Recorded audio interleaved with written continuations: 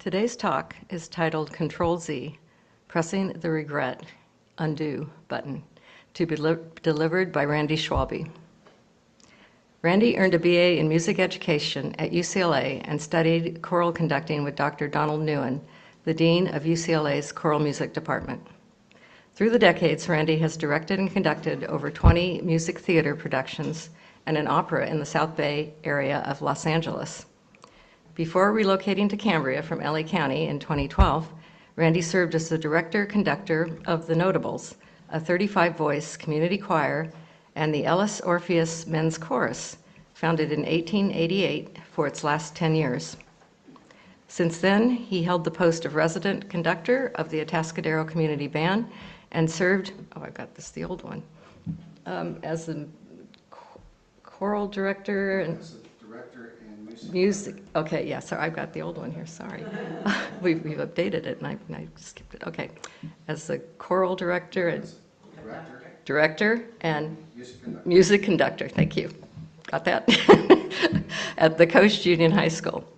Randy studied trombone with Roy Main and Dick Shearer and now leads the trombone quartet, Bon Appetit. Randy?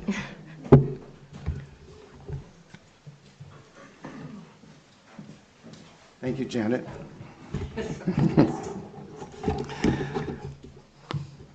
Good morning.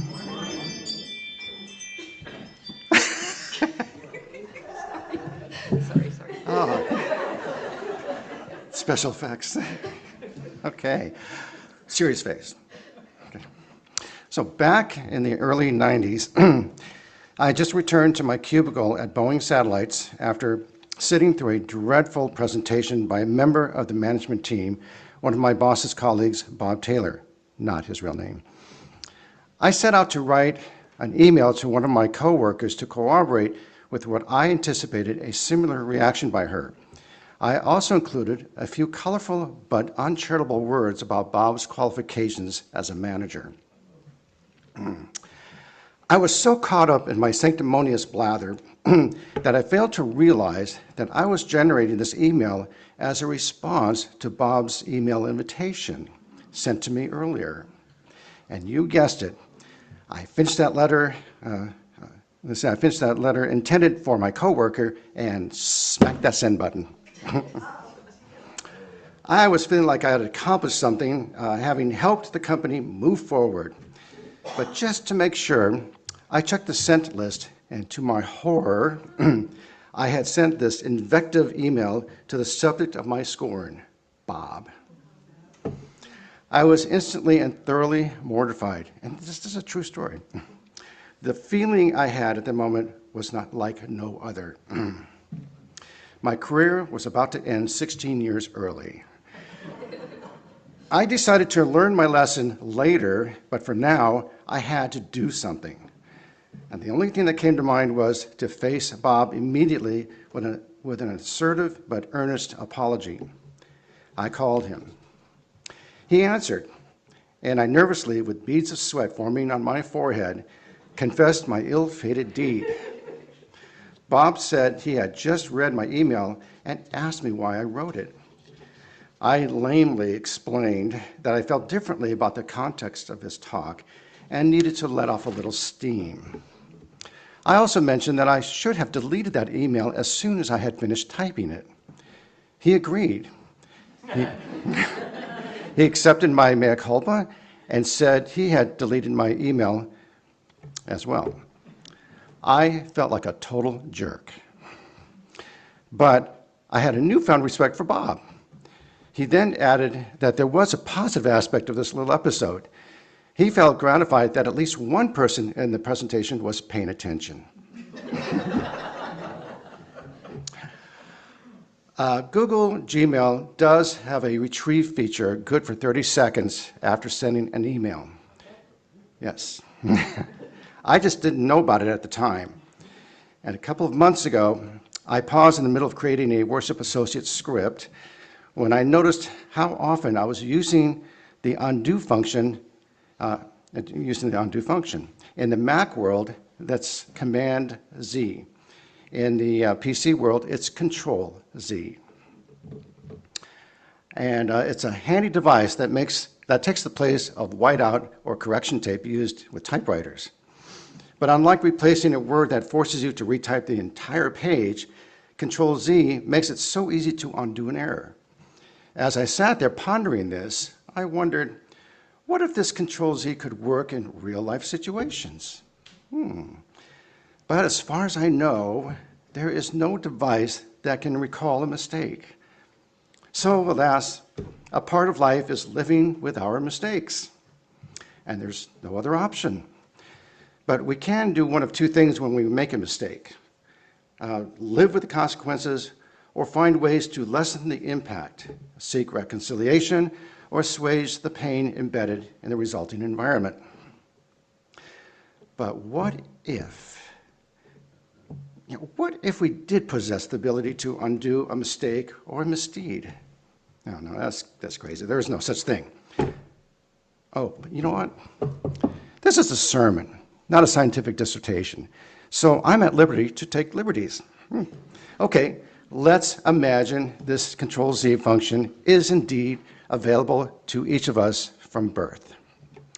Just imagine it. The first thing that comes to mind is that each of us could behave with total impunity and recklessness, knowing we could instantly undo everything that goes wrong.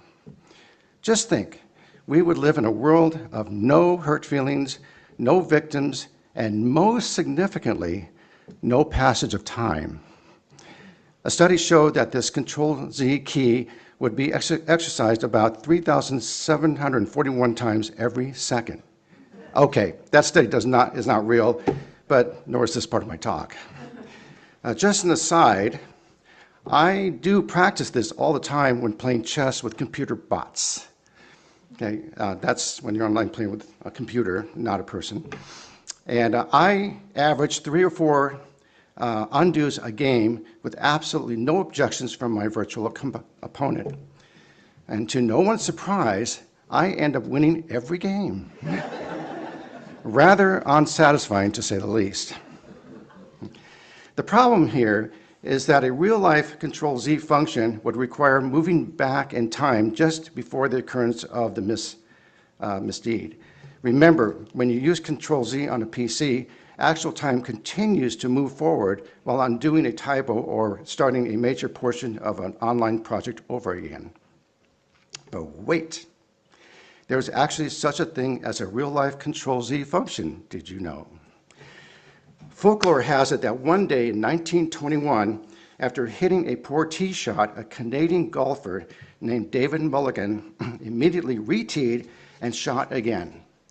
He called it a correction shot, but his companions thought it was more fitting to name the unorthodox practice after him.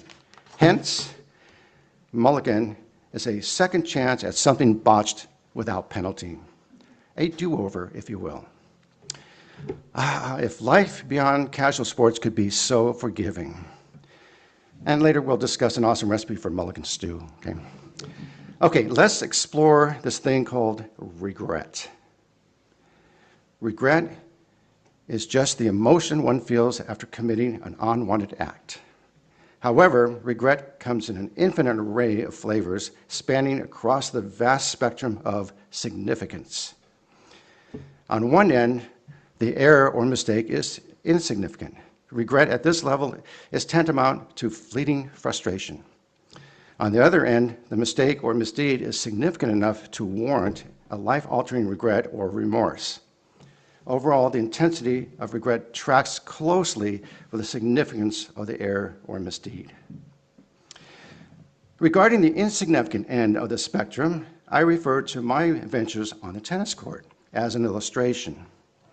When my opponent scores with a great forehand shot that I cannot return, I give my opponent a thumbs up and say, "Great shot."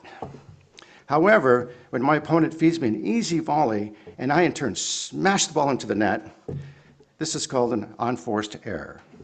And my regret for that mistake is failing to employ the techniques advocated by my tennis coach. But this regret is merely a fleeting frustration. However, when considering the aggregate of all of my unforced errors, my overall ranking suffers as a result. Back to making unforced errors. I would not go through the trouble of devising a real-life Control-Z function for this kind of mistake. Just let it go and mark it as something that needs more work when practicing on my own. Now, moving to the other end of the regret spectrum where mistakes or bigger consequences and misdeeds reside. A mistake is an unintentional error in action, judgment, or perception caused by poor reasoning, inattention, or insufficient knowledge. It produces a result that is incorrect or not intended and usually impacts one's own journey, a personal setback, if you will. Often, regret is the sadness one feels from missed opportunities, missing out on a coveted job or losing a highly desired paramour. Regret at this place also includes making bad decisions, such as marrying someone who ends up being a terrible match, or taking a job that feels like serving prison time during the week, or buying a house that mimics the movie The Money Pit. The grief felt at this level of regret tends to stay with you, but can be managed for the most part. Those mistakes become markers in your own personal history. Others who are involved in your mistake are aware of these episodes, but manage them quite differently in most cases. A case in point, have you ever had a conversation with someone you haven't seen for a long time? And an incident from the past involving the two of you comes up that you never thought much about until it was just brought up, only to discover it had a life-altering impact on that person. You're temporarily in shock to discover this, but if the incident was a mistake committed by the other party, nothing really changes. However, if the incident was a misdeed on your part, you have just assumed a large dose of guilt, and forget regret, remorse sets in. Now your life has a new marker. Unlike a mistake, a misdeed is a wrong, immoral, or illegal act. It refers to any specific action that is considered unethical, wicked, or a transgression against the law or societal norms.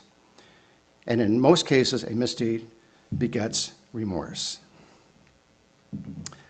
So let's go back. According to Webster's dictionary, regret is wishing you could change a past outcome. For example, I regret leaving the tri-tip on the grill too long. Remorse, on the other hand, is a deep, painful feeling of guilt for having done something you believe to be wrong, hurtful, or shameful.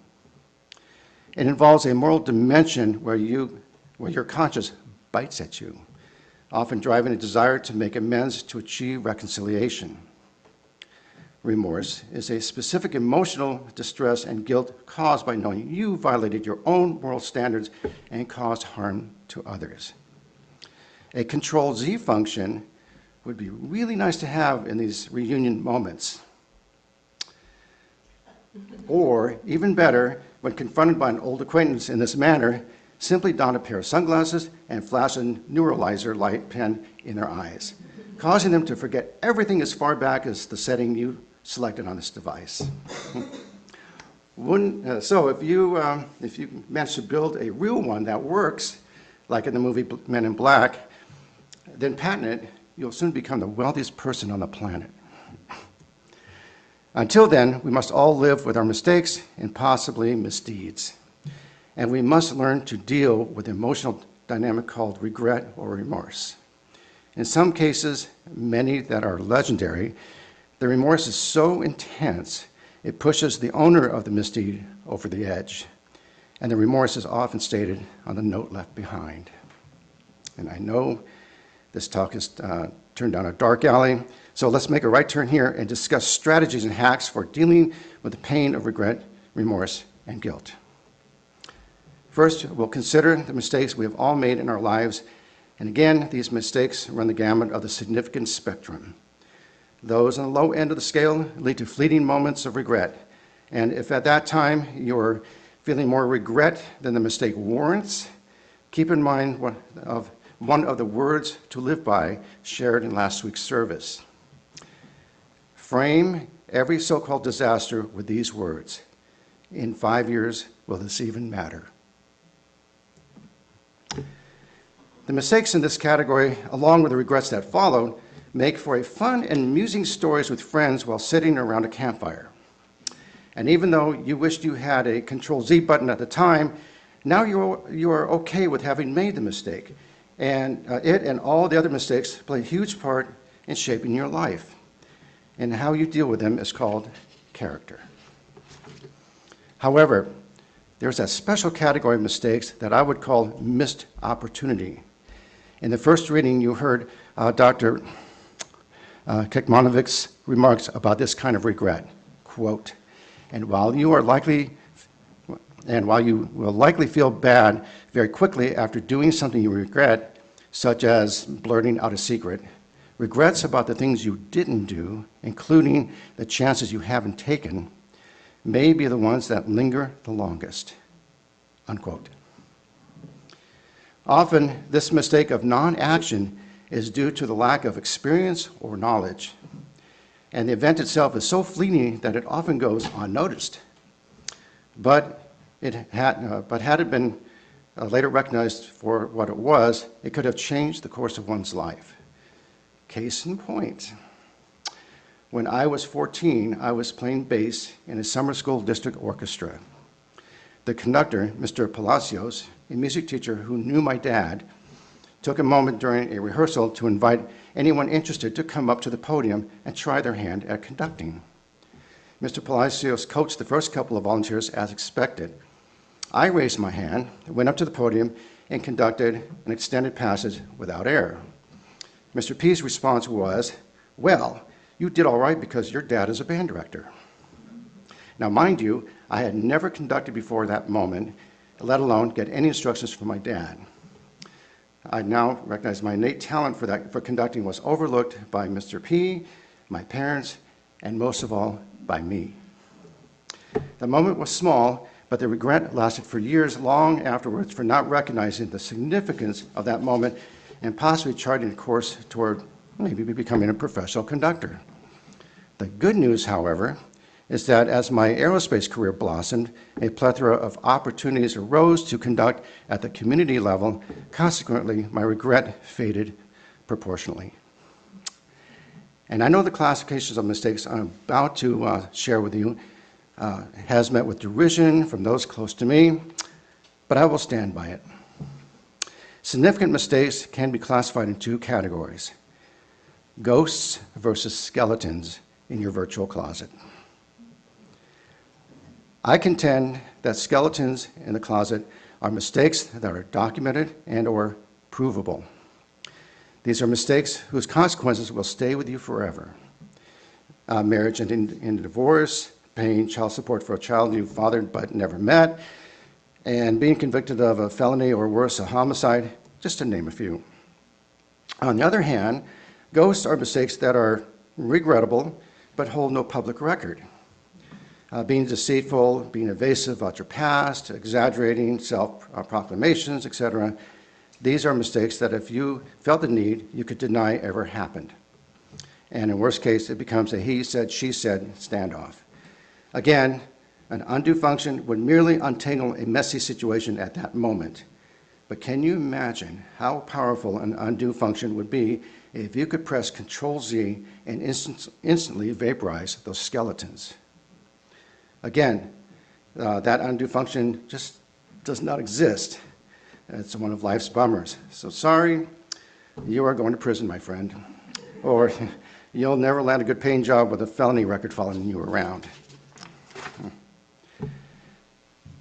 As mentioned earlier, some of the more egregious mistakes can be labeled misdeeds, those that harm another party. What follows is remorse, and there is no cure except forgiveness. In the case of all those pesky mistakes you have made in the past, just do yourself a big favor. Forgive yourself. It's just baggage you can store in your ghost closet.